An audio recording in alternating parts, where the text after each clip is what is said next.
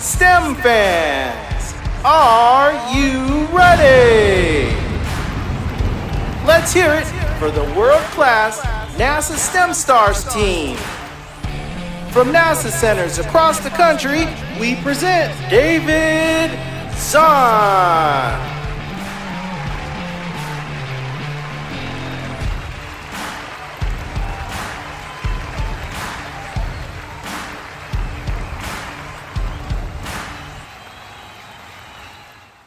Hey STEM fans, I'm Education Specialist Deb Baggett, and this is our 52nd episode of NASA STEM Stars, which means this is our 1-year anniversary. And here to help us celebrate is our special guest, David Zahn. David, thanks for joining us today for our 1-year anniversary.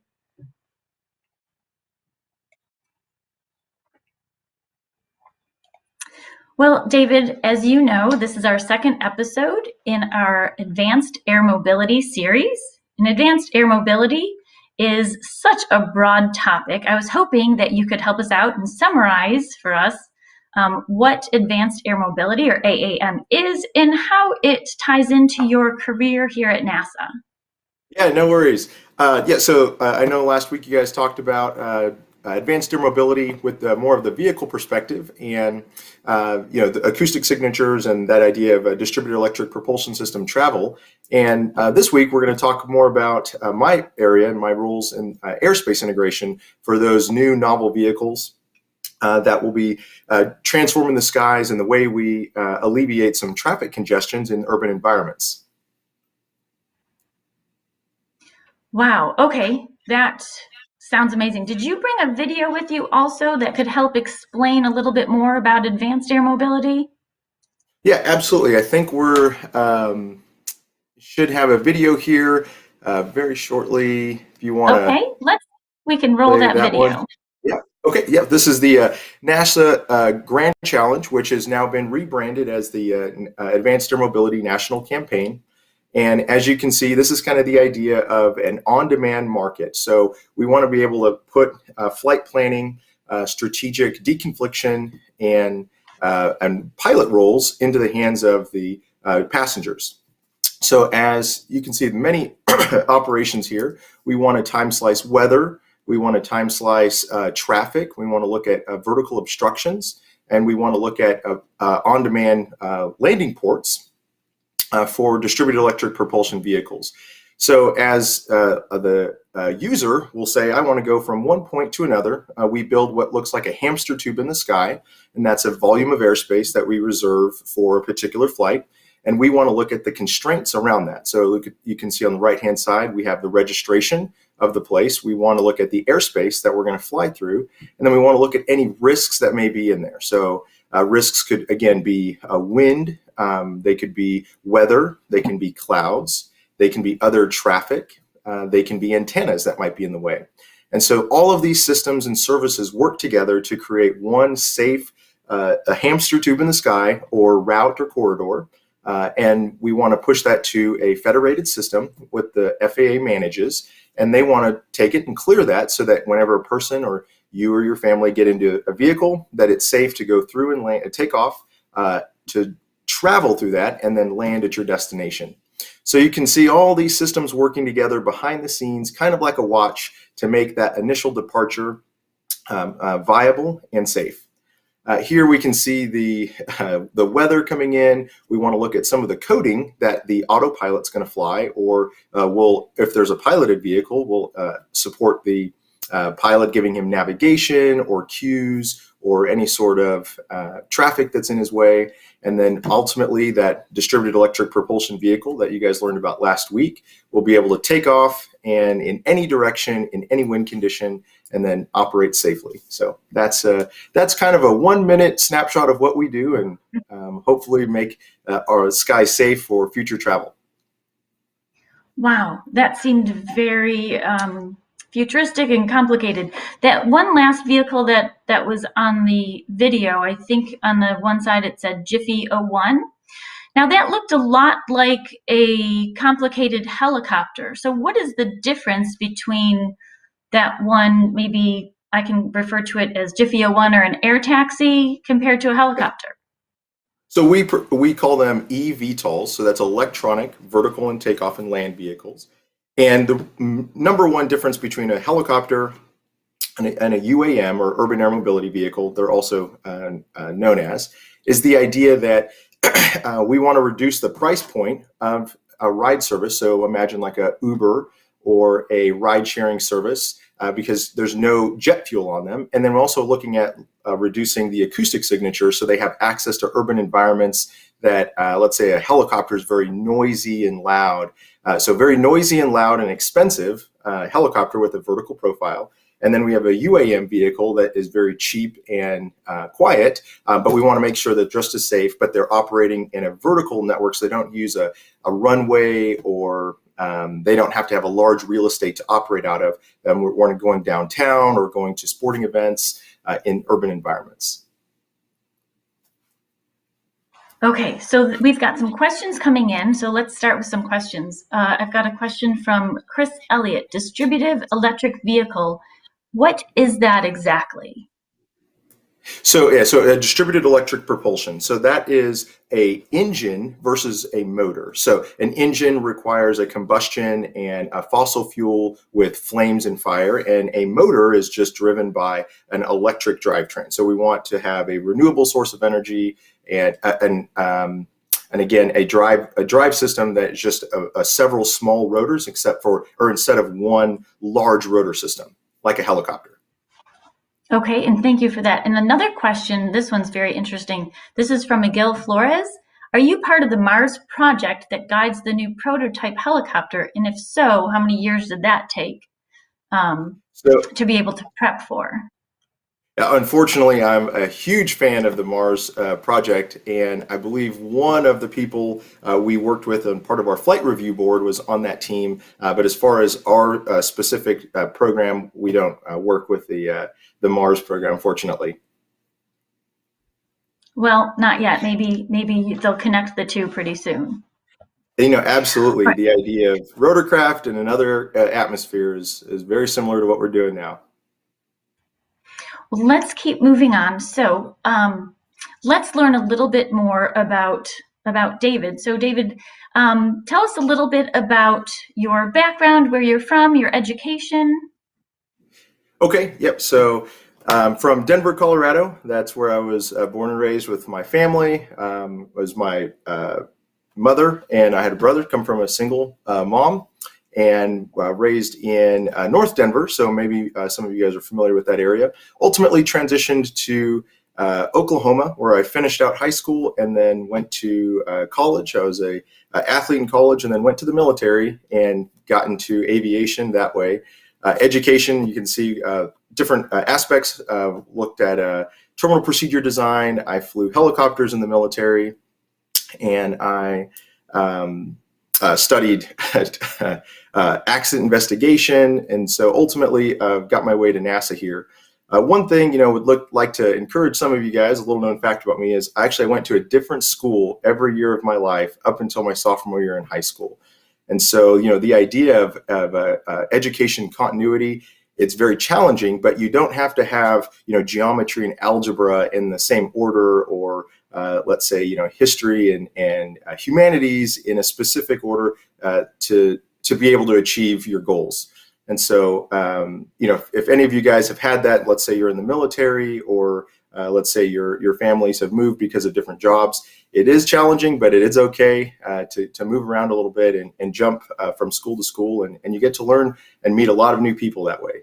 So if I can encourage any of you guys out there that have had those same struggles, I'd like to highlight that here. There's definitely some good advice. As a teacher, I know a lot of students that have traveled, being in an area that has 3 different military bases. Yeah. So I did see a lot of schools listed there. So let me ask, what was your favorite subject since you've been in school for quite a while? Oh, well, I would actually say biology. I loved biology the most, study of science. Although my passion was anything that flies and aviation, I just had an absolute fascination with the way the body and the ecosystems and cell networks work. With such a technical field, I would think that you were going to tell me you were some like math wizard and that you were a math genius.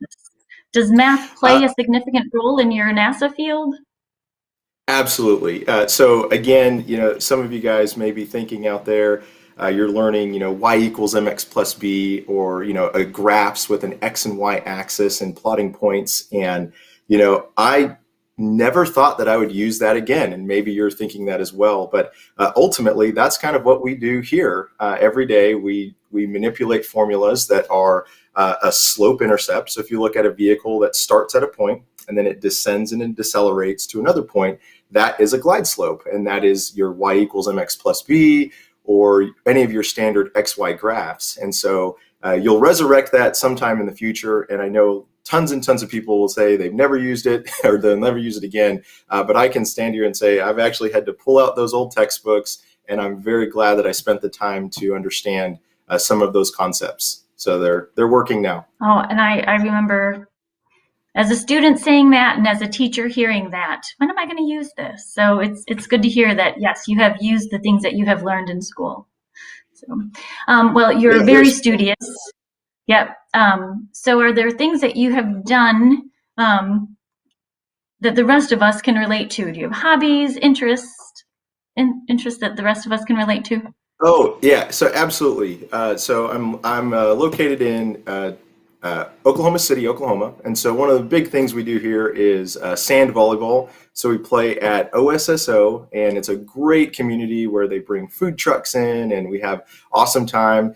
And then I also was a big avid fan of ping pong. So hopefully, if any of you guys enjoy that, I taught at Spartan College of Aeronautics for a few years, and we had a lot of Chinese students and international students, and ping pong is a universal sport, so we were able to enjoy that. And of course, on the bottom left-hand side is my favorite, Yo Pablo's Tacos. So if you're a foodie like me, it's a wonderful place to enjoy a Taco Tuesday. So that's a snapshot into my week. Well, Taco Tuesday is something that my family definitely enjoys.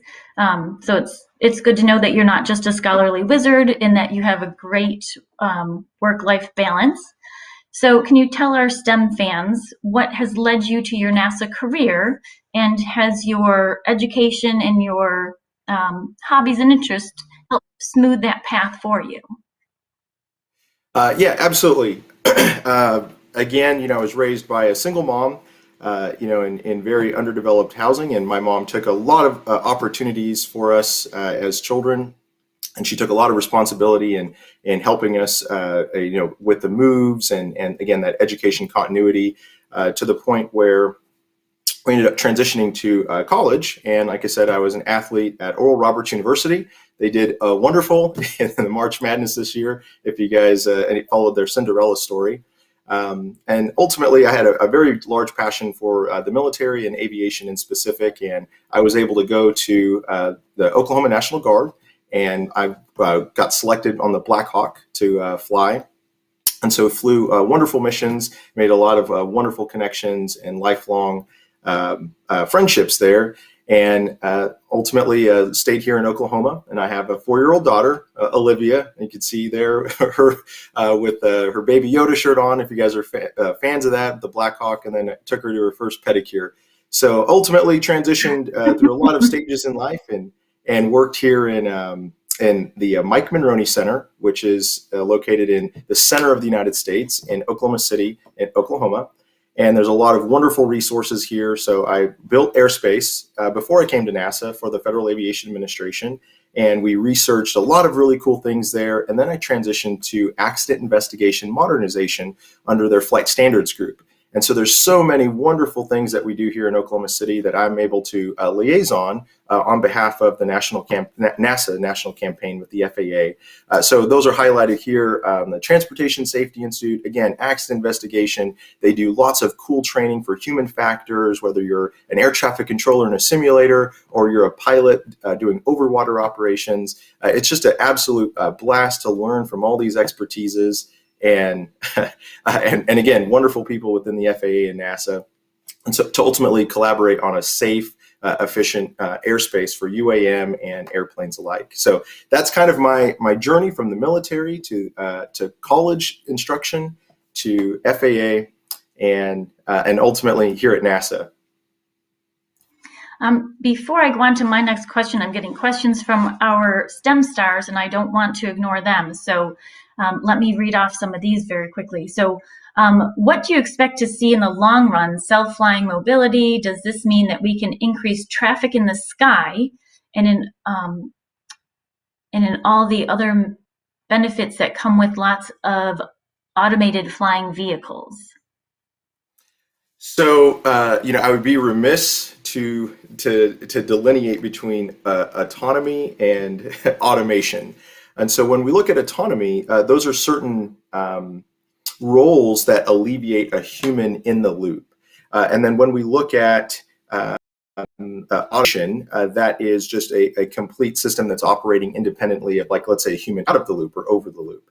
And so what we'd like to do is eventually get to a space where vehicles are autonomously operating.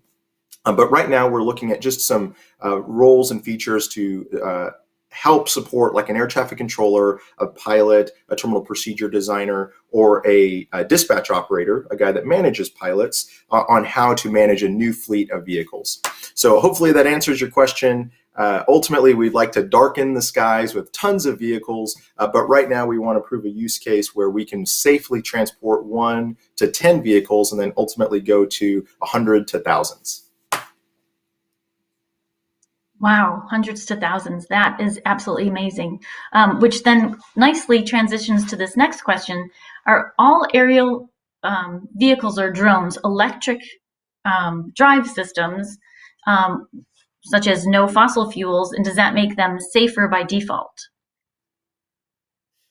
Oh, that's a very good question. I think safety is a very subjective term, and so not all of them are electric. So we do have some hybrid partners, and then even the source of the electric. We have batteries, and we also have hydrogen cells. So there's about 300 different vehicle designs out there for that eVTOL or vertical takeoff component vehicle. Are they inherently safer?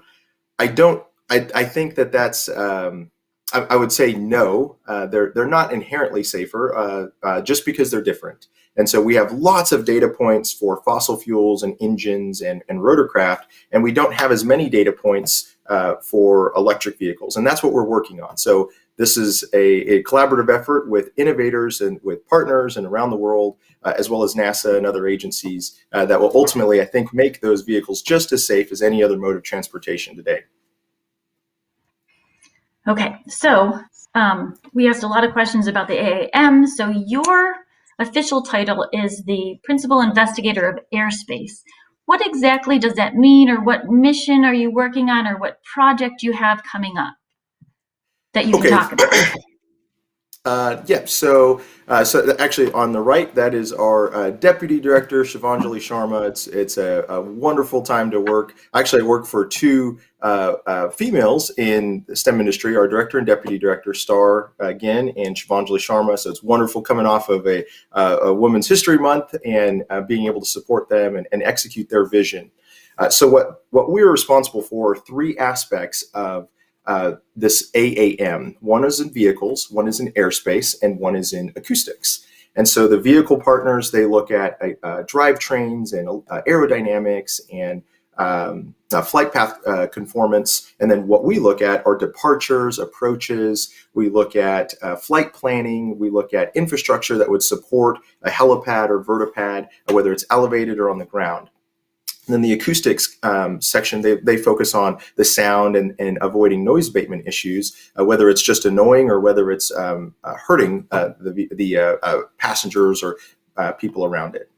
So as the principal investigator of airspace theory, we want to theorize on how do we integrate these new novel vehicles or those hamster tubes in the sky with existing traffic. So we simulate some environments and then we emulate against some others.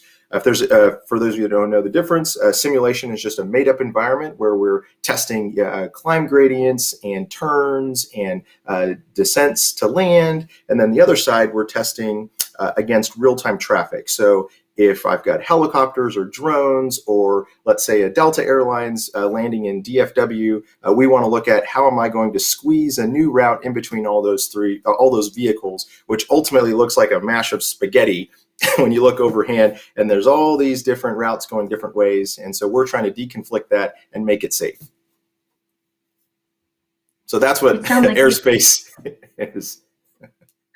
Yeah, it sounds like you've got a lot on your plate. So a question from Miguel, how many years did it take to become part of NASA, and was it everything you've ever imagined? The answer is yes. Yes. Yes. Yeah, absolutely. Like I said, I'm just one part of an amazing team. We work with really the smartest people in the world when we're developing all these different areas, and there's so much expertise and educational backgrounds that we lean on. My particular contribution is mostly from the military. So, flying helicopters, which again emulate that vertical takeoff and land component, we're able to build procedures and routes from helicopters, what we did in Iraq and Kuwait, to alleviate some of the mission there. And we're trying to duplicate that here. So I would say I'd have to count my military time. I'd have to count all the education time in there. That those experiences drove me to some of the points that we're testing today. So I don't think that there's necessarily a prescribed path. But that's kind of what we're looking at as far as my roadmap to NASA. Okay, and which leads us to our next question. What would a day in the life look like for David Zahn? What is work life like at NASA? Okay, I think I got a couple slides here. So one of them was that if you want to go back one, we had a drone. We were able to work with a really awesome team with the FAA, partnering with a $55,000 drone with a $300,000 LiDAR camera. And so we were able to build traps, as you can see on the right-hand side, and calculate battery runtime to do image or precision surveying or imaging around our landing surfaces. And so that's a cool thing that we get to do and work with a lot of great, smart people. And then also we get to fly vehicles.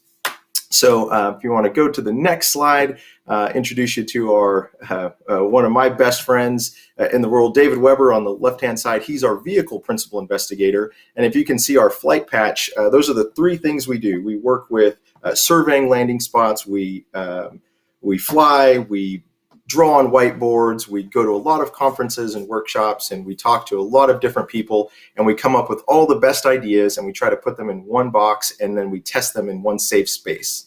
So that's kind of a day in the life for us, and it's a wonderful place to be.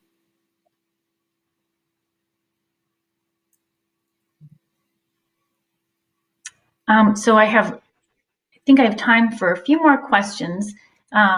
Marianne wants to know, if she wanted to get into AAM, what type of subjects or courses would you recommend that she takes going through college? Okay, so we mostly work with aerospace engineers. So if you want to work in this particular field, I think having a good understanding of aerodynamics and how to take complex problems and simplify them down into very few values. I think any course that's going to drive that. But again, if I'm going to speak on behalf of my boss, she wants a lot of expertise. So she loves different experiences and expertises leaning into one decision instead of just, again, a mathematics degree or an aerospace engineering degree. She'll lean more on acoustics or airspace integration or an air traffic control. So as long as you're in aviation and as long as you're continuing to learn, I don't think you can go wrong. And another question from Marianne. She wants to know if you also fly jets. Unfortunately, no. We don't fly the stiff wing, or I don't fly the stiff wings. I'm a rotorcraft guy, and I've got some time flying fixed wing aircraft. Unfortunately, my expertise and passion lies in rotorcraft. Helicopters. Okay, thank you. Rotorcraft is helicopters. Got it. Yes. That is perfect. All right, well, we are just about out of time, so let me challenge my STEM stars with their mission. So STEM stars, if you could help NASA promote safe skies, your activity is found at this link that's going to be in the chat. Use NASA resources to design a safety poster explaining UAV safety and etiquette. And please share your work on social media at #NextGenSTEM. And tune in next week for our next episode where you're going to hear Nicole Pettingill talk about vertical lift technology aircrafts. And that episode will be in Espanol. Make sure you click below and subscribe so you don't miss any episodes of NASA STEM Stars. And again, this is our 1-year anniversary. We thank David Zahn for joining us. And David, I don't know if you have any final words for our upcoming STEM stars to inspire them in any of the STEM fields. No, I would just say to stay plugged in to educational programs like this. This shows a different snapshot for your school. They're going to show where we've gone, and they're going to show that roadmap of where researchers in the past have brought us to today. And when you get plugged in with programs like NASA STEM Stars, you're going to learn what we're doing in the future. And so I think that's really important, and that's a holistic snapshot of an education. So look forward to seeing what you guys come up with, and hopefully you find me in the future and show me what you do. So thank you. David, thank you so much for being here with us on our 1-year anniversary. And STEM Stars, we'll see you next week.